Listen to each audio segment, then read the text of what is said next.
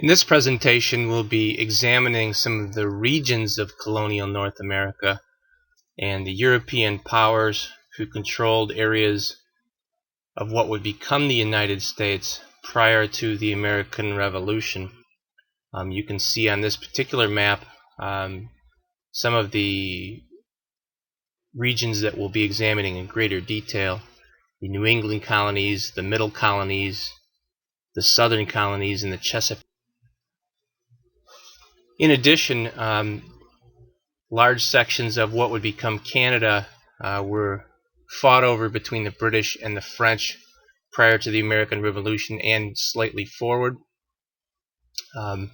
We're looking at an area that the British would refer to as Upper and Lower Canada. In this map, Upper Canada is the orange area and Lower Canada is the green area. The terms upper and lower here refer to traveling up and down the St. Lawrence River and the Great Lakes Basin. The territory of Nova Scotia and New Brunswick have some applicability or relevance to U.S. history. In 1605, French colonists established the first permanent settlement in Canada in what would become known as Acadia. The British captured the territory that we're looking at here in 1710 and expelled the Acadians.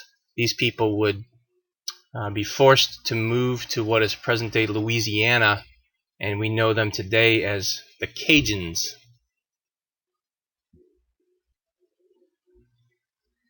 Rupert's land has an interesting history as well. It was named after Prince Rupert of the Rhine, who was a nephew of King Charles I. And Prince Rupert was also the governor of Hudson's Bay Company. Not only does it include all or part of the Canadian provinces of Manitoba and Saskatchewan, Alberta, Ontario, and Quebec, it also included parts of present-day Minnesota, North Dakota, Montana, and South Dakota. When we think of the American Revolution, we think specifically of the 13 colonies, or the emergence of the 13th colonies. The New England colonies we refer to collectively would include the Connecticut colony, Plymouth colony, which had become part of Massachusetts, the Massachusetts Bay colony, the province of New Hampshire, and the colony of Rhode Island. New England is a colder region with a shorter growing season, and the agriculture that did take place here tended to be self-sufficient in nature, so there wasn't a lot of agricultural products being exported.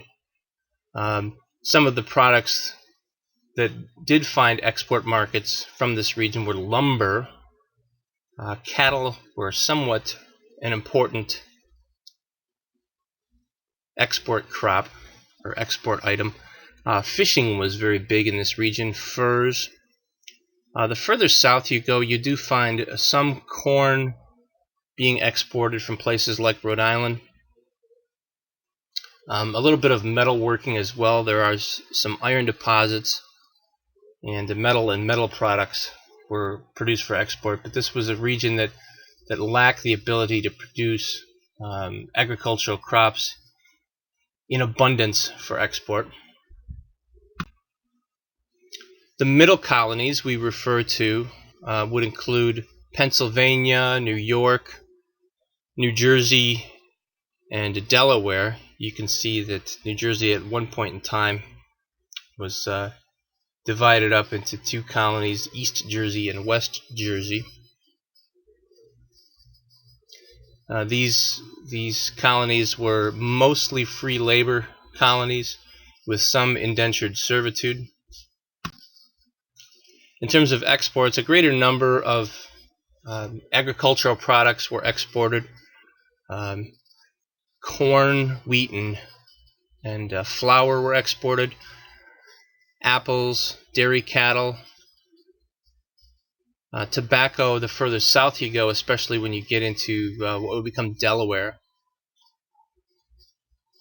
Another of other important export products, including barrel staves. These are the components of barrels in which food products would be stored.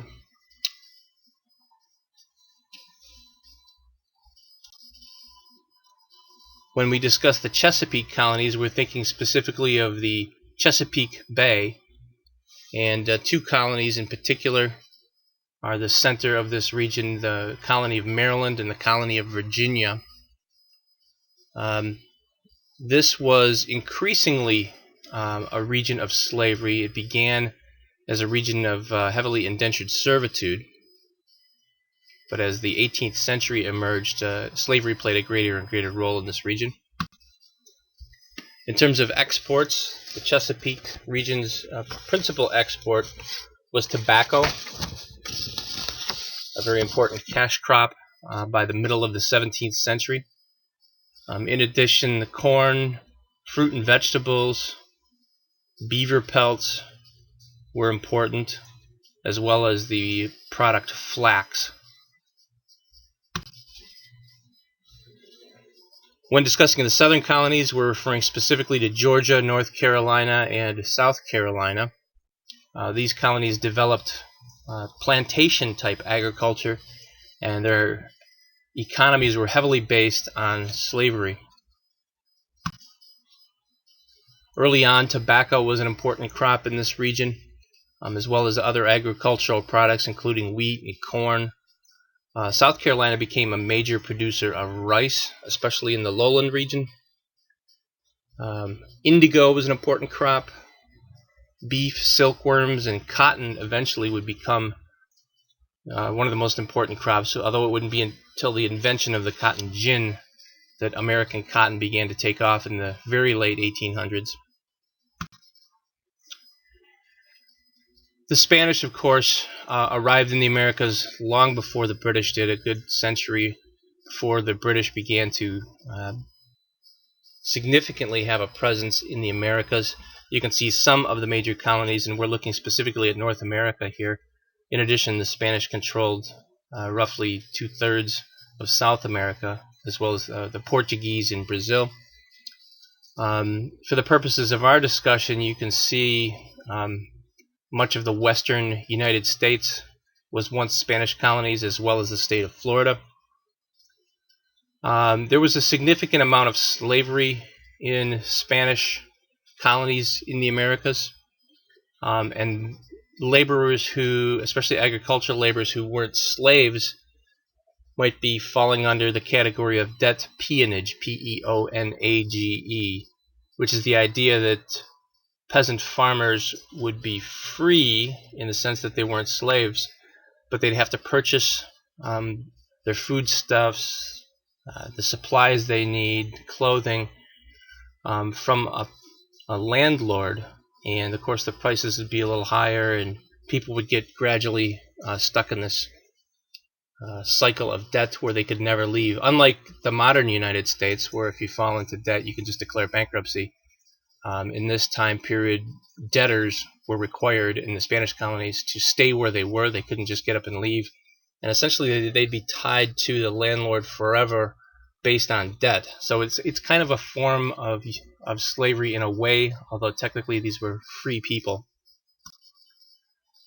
The Caribbean was an important region for British colonists as well.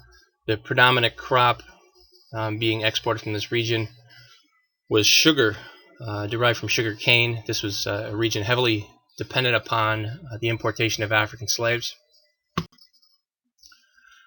The French controlled a significant portion of territory in what would become the United States.